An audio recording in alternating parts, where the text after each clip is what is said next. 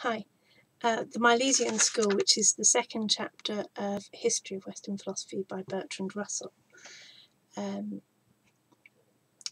Thank you, David, for answering some of my questions in your last video. And I also enjoyed reading your brother's written account of what he thought of chapter 1.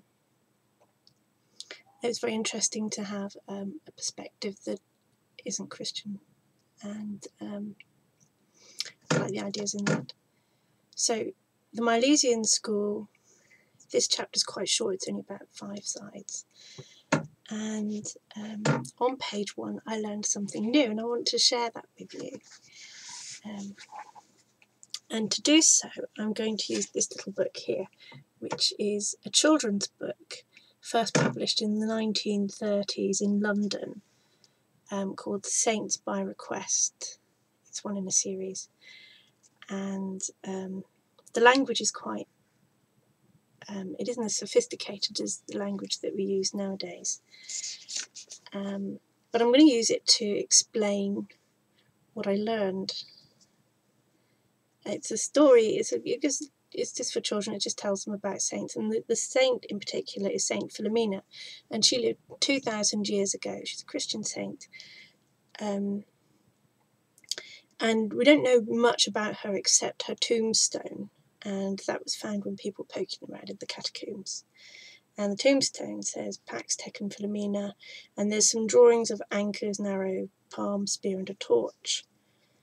And the book explains that people used signs in those days to express themselves because Christians weren't free to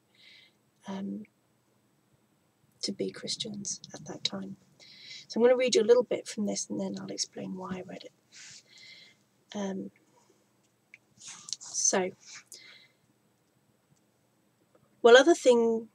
Things on people's tombstones were there to tell other Christians about the person buried there, which the enemies couldn't understand. Do you see? So the anchor meant a cross, because they're something of the same shape, and a palm meant that the person was a martyr. A torch usually meant that the person had been burnt. The Roman Emperor Nero used to dip Christians in tar and use them for torches in his garden at night. He liked to be able to see his flowers when he walked in the cool after supper. Arrows and spears meant that the person must have been killed that way. So Philomena must have had a terrible time before she died. Now the reason I read that is because I had always understood that it was just Nero who used people as torches, human torches, which is barbaric. However, on the very first page, I learned from Bertrand Russell that there was some kind of revolution going on in Miletus, and when the aristocrats prevailed, they burned their opponents alive, lighting up the open spaces of the city with live torches. Similar conditions prevailed in most of the cities of Asia Minor at the time of Thales. It's just shocking, isn't it? Using people as torches. Shocking. So that's what I learned.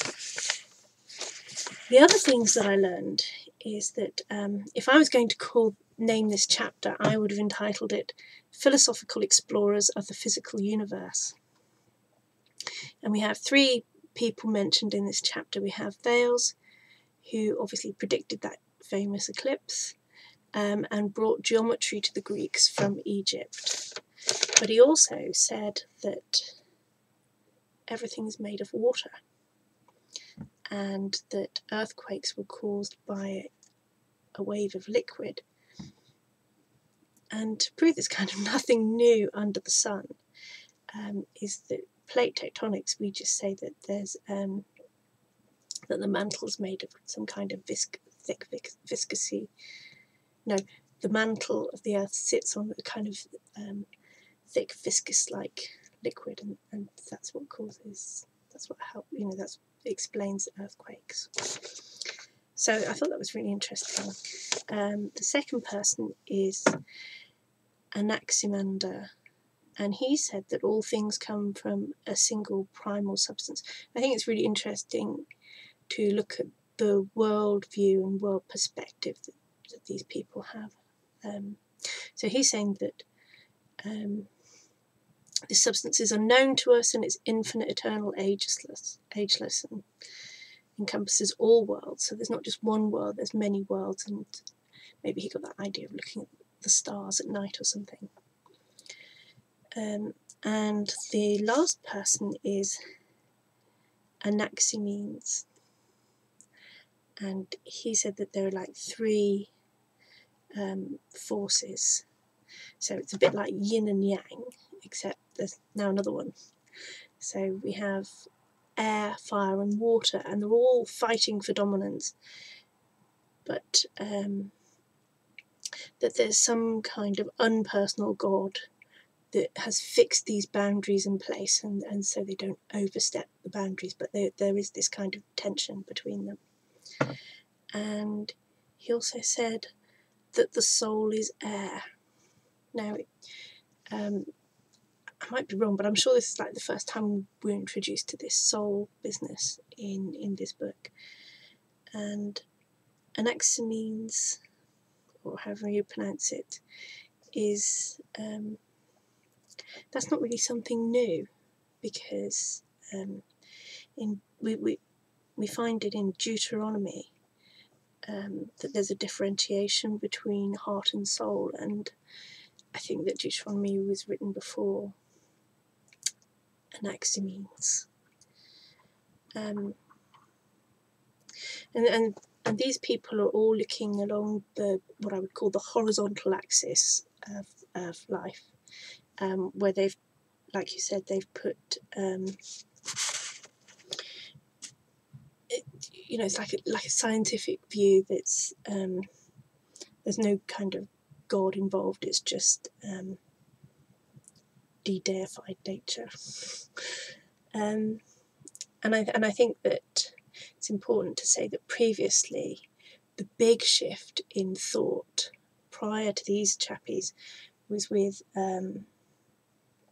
Abraham, because prior to Abraham, man had looked upwards to God, or they'd envisaged God looking down upon them. But with Abram, you met in the middle, and that's a big fundamental shift in human thought.